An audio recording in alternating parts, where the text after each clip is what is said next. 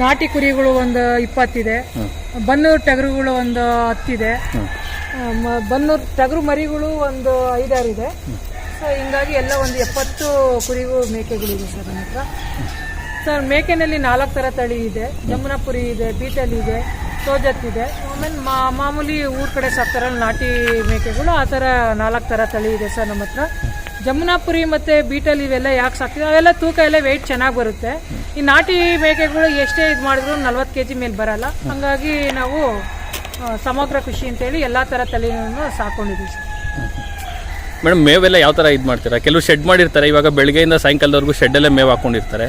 So ನೀವು ವಿಭಿನ್ನವಾಗಿ ಆಚೆ ಬಿಟ್ಟು ಮೇಯಿಸ್ತಾ ಇದ್ದೀರಾ. ಸೊ 70 ಕುರಿ.